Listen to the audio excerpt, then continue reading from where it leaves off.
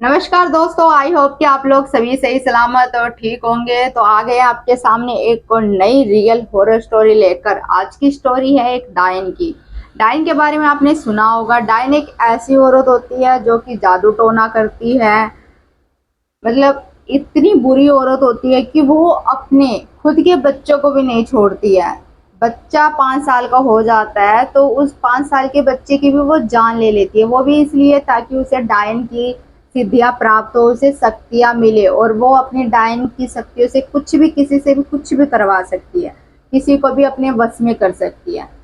तो आपको ये पता चल गया कि डायन क्या होती है और डायन कितनी खतरनाक हो सकती है। तो आज की स्टोरी भी एक डायन की होने जा रही है। एक पेड़ की, यानी एक पीपल का पेड़ है, उस पर एक डायन की आत्मा उस पर वास करती है। और वहां के गांव के बुजुर्गों ने ऐसे बोला है कि उस पेड़ पर उस डायन की आत्मा हमेशा ही भटकती रहती है और गांव के लोगों ने उस पेड़ के पास जाने से मना करा है। अब आपको बताएंगे कि ये पेड़ है कहाँ पर। ऐसा कहा जाता है कि ये जो पेड़ है वो यूपी में है। यूपी में है, बीरापुर गांव में। जो कि पहले था, अब तो पता नहीं है या नहीं है, पर पहले की ये, बहुत पहले की ये स्टोरी है। बुजुर्गों के जमाने की ये स्टोरी। तो उस टाइम उस पेड़ पर डायन रहती थी, तो लोगों का यही कहना था कि उस पेड़ के पास नहीं जाना है। फिर भी मतलब उस गांव में कई ऐसे दोस्त थे जो कि बहुत ज्यादा शरारती थे। इतने ज्यादा शरारती थे जो उनको चीज मना किया जाए कि ये नहीं करना है, इस चीज के पास तुम्हें नहीं जाना, फिर भी वो वही चीजें करते थे। तो एक बार क्या होता है कि राजू जो होता है वो अपने दोस्तों के साथ ये चैलेंज लगाता है कि वो उस पीपल के पेड़ के पास जाएगा और अपने दोस्तों को हंसते हुए बोलता है कि अरे यार छोड़ ना, ये भूत प्रेत जैसी कुछ चीजें नहीं होती है, भूत प्रेत डायन कुछ नहीं होता है। लेकिन उसके जो दोस्त होते हैं वो बाकी नहीं मानते और बोलते हैं कि नहीं होते हैं, तुझे नहीं लगता है तो ठीक है, तो हमारे साथ एक चैलेंज कर। तू रात को उस पेड़ के पास जाएगा और कैमरे में सब कुछ रिकॉर्ड करके हमें अगले दिन लाकर दिखाएगा। तो राजू जो होता है वो हंसते हंसते उनकी शर्त को मान लेता है। फिर क्या होता है कि रात होती है, राजू जो होता है अपना कैमरा निकालता है, उसमें वीडियो रिकॉर्डिंग स्टार्ट करता है। और रात के वक्त करीब रात के 11 बज रही होती हैं। उस 11 बजे वो उस पेड़ के पास जाता है और अपना कैमरा उसने स्टार्ट कर रखा था और चारों तरफ कैमरा घुमाते हुए, चारों तरफ कैमरा घुमा रहा है, पेड़ की तरफ देख रहा है और उसमें बोल रहा है कि देखो मैं यहाँ पर आ गया हूँ और यहाँ पर कोई भूत प्रेत डायन नहीं है, आप देख सकते हो कैमरे में कुछ भी नहीं है। वो बार बार इस चीज को बोल रहा है। फिर अचानक से राजू शांत हो जाता है क्योंकि उसने एक चीज अपने कैमरे के अंदर रिकॉर्ड कर लिया था। उसने देखा कि उस कैमरे में एक सफेद रंग की परछाई जो कि उसके पीछे से गुजरी थी और वो कैमरे में भी रिकॉर्ड हो चुकी थी। वो इतनी डरावनी थी कि राजू उस चीज को बर्दाश्त नहीं कर पाया और उसी टाइम वहीं पर बेहोश हो गया। अब अगली सुबह क्या होता है, गांव के सभी लोग आते हैं, वहां पर राजू को देखा जाता है तो राजू उस पेड़ के पास बेहोश पड़ा था। राजू को होश में लाते हैं, राजू से पूछा जाता है सब कुछ कि तुझे क्या हुआ है, मतलब तेरे साथ ये क्या हुआ, तू रात को कहाँ पर गया था, इस पीपल के पेड़ पर तूने क्या देखा। मैं बहुत से लोगों के बहुत सारे जवाब। लेकिन राजू जो कि डरा हुआ था क्योंकि उसने उस पेड़ पर डायन को देख लिया था, इसीलिए वो उस टाइम तो किसी को कुछ नहीं बोलता है, चुप रहता है, क्योंकि उसे काफी डर लग रहा था। क्या बोले कि उसके रोंगटे खड़े हो गए थे, उसका पूरा शरीर पसीने से भर गया था। आप सोच सकते हैं कि कैमरा चालू है और कैमरे में एकदम से आपको कुछ चीज दिखाई दे तो क्या हालत हो सकती है। बिल्कुल वही हालत राजू के साथ हुई थी। तो राजू को घर पर ले जाया जाता है, जो उसकी मम्मी होती है, फैमिली होती है, गांव के लोग होते हैं, सभी घर पर ले जाते हैं। राजू की मम्मी राजू को देखती है और बोलती है कि मेरे बेटे को क्या हुआ, मेरे बेटे के साथ क्या हुआ है, ये कुछ भी नहीं बोल रहा है। मतलब राजू की मम्मी भी बहुत ज्यादा घबरा जाती है क्योंकि वो अपने मुंह से एक शब्द भी नहीं निकाल रहा था। तो राजू की मम्मी समझ जाती है कि उसी डायन ने राजू के ऊपर कुछ ना कुछ तो करा है, इसी वजह से मेरा बेटा चुप है और कुछ भी नहीं बोल रहा है। वहीं पर गांव के लोग भी बोल रहे थे, जो गांव में अंकल होते हैं उनको अंकल नहीं बोलते हैं, चाचा बोलते हैं। गांव के जो बड़े बुजुर्ग भी होते हैं उनको ताऊ बोलते हैं, और यहाँ पर शहर में सभी अंकल बोलते हैं, लेकिन गांव में आदमियों को चाचा बोला जाता है। तो राजू के एक चाचा थे जो पड़ोस वाले थे, तो वो राजू को मना करते हैं और उसके जो दोस्त होते हैं उनको भी डांट लगाते हैं और बोलते हैं कि मैंने तुम्हें पहले ही मना करा था कि उस पेड़ के पास मत जाना, क्योंकि उस पेड़ पर डायन वास करती है, डायन रहती है। तुमने मेरी बात को नहीं मानकर सबसे बड़ी गलती करी है। और अब जो राजू था उस पर डायन की नजर पड़ चुकी थी और वो राजू को जल्दी छोड़ने वाली नहीं थी। उसकी मम्मी, राजू की मम्मी होती है, वो भी ज्यादा घबरा जाती है, वो ज्यादा डर जाती है कि अब राजू के ऊपर से डायन की नजर हटानी बहुत ही ज्यादा मुश्किल है।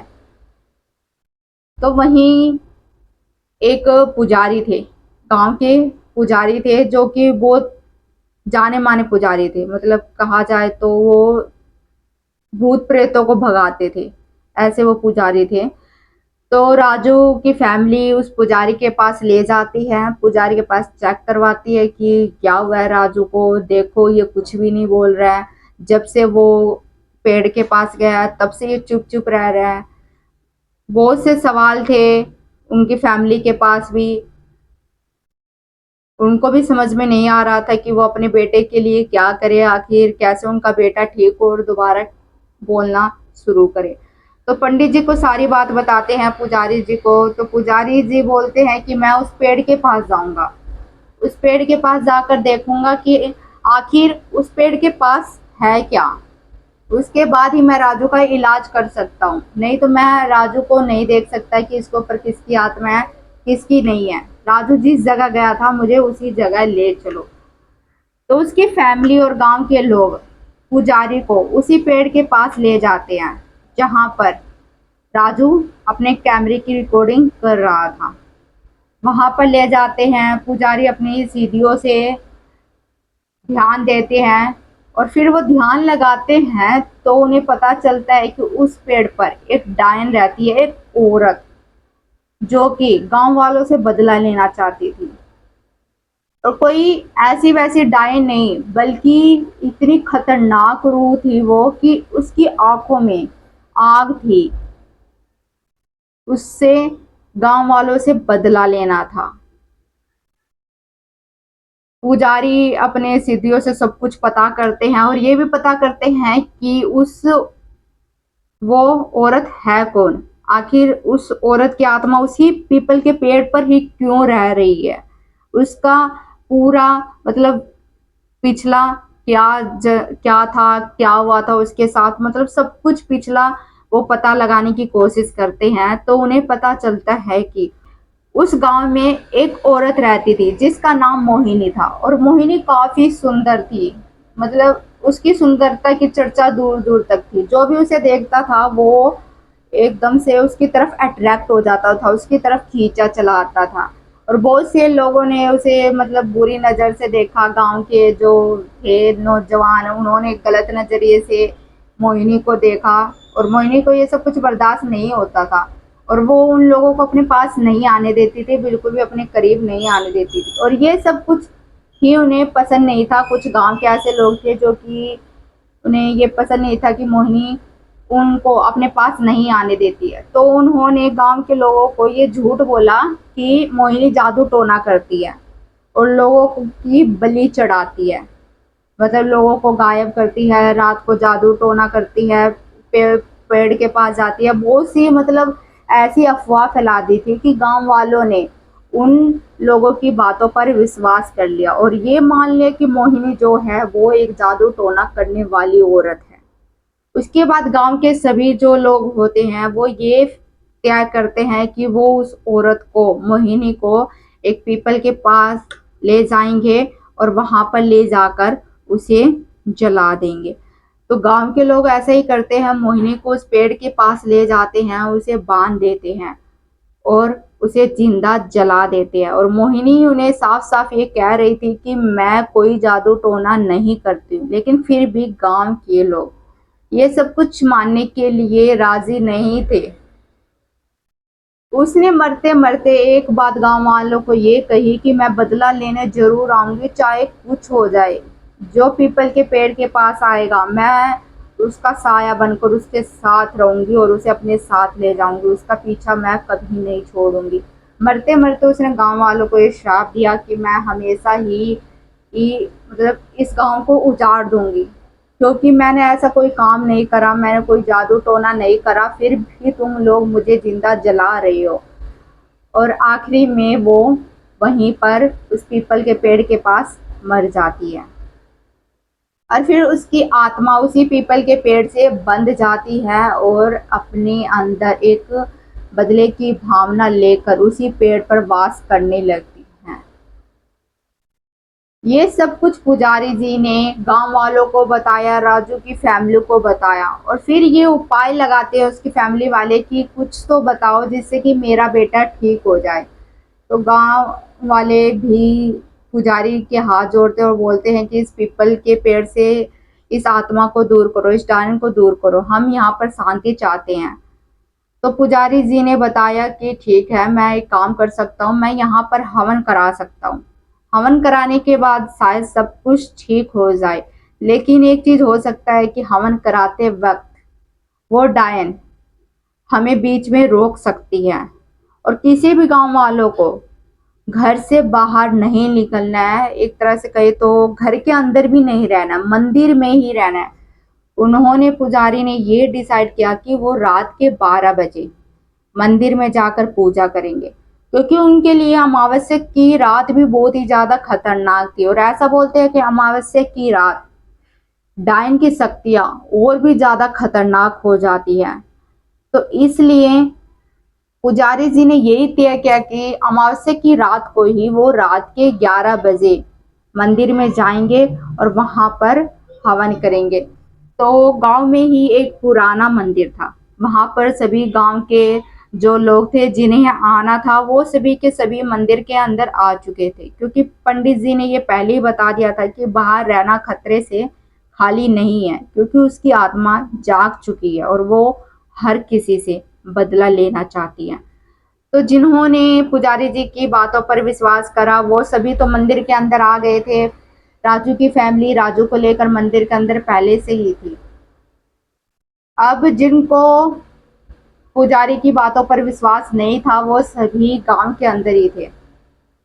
पुजारी जी हवन कर रहे हैं, पूजा कर रहे हैं, तभी गांव से एक खबर आती है। एक आदमी दौड़ते दौड़ते पुजारी के पास आता है और पुजारी को ये बोलता है कि मेरी लड़की गायब हो चुकी है, मेरी लड़की पता नहीं कहाँ गई। तो पुजारी जी बोलते हैं कि मैंने तो तुम्हें पहले ही बोला था कि मंदिर के अंदर आ जाओ, क्योंकि वो किसी को नहीं छोड़ने वाली है। उसके बाद ऐसा करते करते बहुत से लड़के भी और लड़कियां भी गायब होने लगी थी धीरे धीरे। पुजारी जी हवन करते हैं, पूजा पाठ करते हैं ताकि उसकी आत्मा को शांति मिल जाए और डायन वहां से चली जाए और राजू भी बिल्कुल पहले की तरह ठीक हो जाए। लेकिन जैसे ही वो हवन करने लगते हैं, हवन में अग्निकुंड में पूजा का सामग्री डालते हैं, तभी डायन की आवाज आती है, जोर से हंसने की डरावनी आवाज, जो कि अभी तक मंदिर से बाहर आ रही थी। लेकिन कहते हैं अमावस्या की रात को शक्ति बहुत ज्यादा हो जाती है डायन की, तो वो मंदिर के अंदर भी आ गई थी और अब राजू बहुत ही ज्यादा डर चुका था और वो मंदिर के अंदर आते आते राजू के अंदर भी घुस जाती है। डायन की आत्मा राजू के अंदर आती है और राजू उस औरत की आवाज में ये बोलता है कि मैं इसे नहीं छोड़ूंगी, मैं इसको अपने साथ ले जाऊंगी और मैं सभी से बदला लेकर ही जाऊंगी। ये सब सुनकर राजू की फैमिली बहुत ज्यादा डर जाती है, पर पंडित जी हवन को नहीं रोकते हैं, अपना पूजा पाठ करते रहते हैं। आग में हवन कुंड में जो भी चीजें थी वो सब डालते रहते हैं। उसके बाद वो जो आत्मा थी अंदर राजू के, वो बोलती है कि इस बार तो मैं राजू को छोड़कर जा रही हूँ, लेकिन अगली बार मैं फिर से आऊंगी और राजू से बदला ले बिना मैं कहीं पर नहीं जाऊंगी, इसे नहीं छोड़ूंगी मैं। उसके बाद डायन वहां से चली जाती है, राजू के शरीर में से वो बाहर निकल जाती है। पर अभी भी आत्मा कहीं चली गई थी, वो सिर्फ सोई थी। उसकी आत्मा को जगाया गया था, वो सिर्फ सोई थी, लेकिन वो फिर से आ सकती थी। तो गांव वाले फिर से पुजारी जी को बोलते हैं कि आप कुछ करिए, कुछ ऐसा उपाय लगाइए कि उस पीपल के पेड़ के पास से वो डायन चली जाए। तो पुजारी जी बोलते हैं कि मैं इसमें कुछ नहीं कर सकता, वो डायन अपने आप खुद चली जाएगी। पर उसके बाद और भी ज़्यादा उस गांव में बदलाव होने लगे थे, और भी ज़्यादा सब कुछ बदलने लगा था। जो गांव की औरतें थी वो रात के वक्त 12-1 बजे, टाइम आप देख लो, रात के 12-1 बजे उस गांव की औरतें अपने बालों को खोल देती थी, बालों को खोलकर और हवा में लहराते हुए अजीब सी हरकतें करते हुए उस पीपल के पेड़ के पास जाती थी और वहां पर घूमती रहती थी। उस पीपल के पेड़ के पास चारों तरफ घेरा लगाती रहती थी, और ऐसा करते करते बहुत से मतलब ऐसे दिन गुजरने लगे, बहुत सी औरतें जाने लगी, बाल खुले करके नाचने लगी, घूमने लगी उस पेड़ के पास, और कई तो कुंवारी लड़कियां गायब हो जाती थी। और ये सब कुछ गांव वाले को समझ में नहीं आता था कि क्या करे, उस डायन को कैसे भगाए। तो वो दोबारा से पुजारी जी के पास जाते हैं और पुजारी से हाथ जोड़कर गांव वाले सभी ये विनती करते हैं कि हमारे गांव की हालत बहुत ज्यादा खराब हो चुकी है। औरतें रात को अपने बाल खुले कर कर उस पेड़ के पास जाती हैं, वहां पर उस पेड़ के पास घूमती है, और जो कुंवारी लड़के हैं वो रात में गायब हो जा रही है। ये सब कुछ गांव वाले पुजारी जी को बताते हैं, और फिर पुजारी जी बोलते हैं कि ठीक है, मैं एक बार फिर से कोशिश करके देखता हूँ उस आत्मा को भगाने की, उस डायन को वहां से दूर करने की। तो पुजारी जी दोबारा, अब पुजारी जी जो होते हैं वो मंदिर में हवन नहीं करते, वो सीधा पेड़ के पास जाते हैं और पेड़ के पास पूजा स्टार्ट कर देते हैं। वहीं पर पूजा का सामान ले जाते हैं, वहीं पर हवन करना शुरू कर देते हैं। वहां पर हवन करते हैं तो वो डायन जो थी वो अब सभी के सामने आ जाती है, बिल्कुल उसके लंबे लंबे बाल पैरों तक, और क्या कहे कि उसके बाल हवा में लहर रहे हैं, आंखें बिल्कुल लाल, चेहरा बिल्कुल डरावना। आप जहाँ मतलब जिसने डायन को कभी मतलब अपने बड़े बुजुर्गों से डायन के बारे में कभी सुना होगा तो उन्हें पता होगा कि डायन कैसी दिखती है। बिल्कुल वैसे ही गांव वालों के सामने वो डायन दिखी थी, बिल्कुल डरावनी, और सभी के सभी गांव के लोग उस डायन को देखकर कांप गए थे। पर पुजारी जी ने ये बोला कि जब तक हवन पूरा नहीं होता है कोई भी अपने मुंह से एक शब्द तक नहीं निकालेगा, जब तक कि मैं पूजा खत्म नहीं कर लेता, और कोई भी यहाँ से कहीं नहीं जाएगा। तो पुजारी जी पूजा करते हैं। पूजा करने के बाद वो डायन तो सभी को दिखी जाती है। उसके बाद पुजारी जी ये बोलते हैं कि इस पीपल के पेड़ पर गंगा जल छिड़का जाए। तो गांव के लोग उस पीपल के पेड़ पर गंगा जल छिड़कते हैं। उसके बाद उस पीपल के पेड़ पर पूजा करी जाती है, उसे बांध दिया जाता है धागे से, और फिर सब कुछ बिल्कुल शांत हो जाता है। जो तेज हवाएं चल रही थी, जो डायन दिखी थी वो अब नहीं दिख रही थी, बिल्कुल सब कुछ शांत हो चुका था। और अब अगली सुबह होती है, रात जैसे तैसे करके गुजर जाती है, पूजा पाठ करवाते हैं, सब कुछ शांत हो जाता है।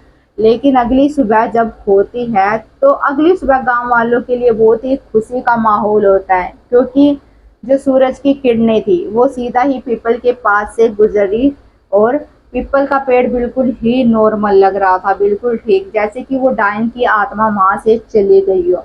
और उसके बाद से किसी भी औरत ने फिर कभी अपने बाल रात को खुले नहीं करे, और ऐसा भी माना जाता है कि उस गांव में अपने बाल खुले नहीं करते हैं। कोई भी औरत रात को अपने बाल खुले कर कर बाहर नहीं जाती, और कोई भी कुंवारी लड़कियां देर रात तक बाहर नहीं रहती और ना ही बाहर जाती है। तो दोस्तों यही थी आज की एक डायन की स्टोरी। तो आपको पता चल गया हो कि डायन किस हद तक जा सकती है। डायन बहुत ही बुरी औरत होती है। तो आपको कैसी लगी आज की स्टोरी डायन की? अच्छी लगी हो तो लाइक कर देना, शेयर करना एंड सब्सक्राइब करना। दोस्तों मिलेंगे एक को नए ड्रामने रियल हॉरर स्टोरी में। तो दोस्तों प्लीज अपना प्यार और सपोर्ट बनाए रखें। धन्यवाद दोस्तों।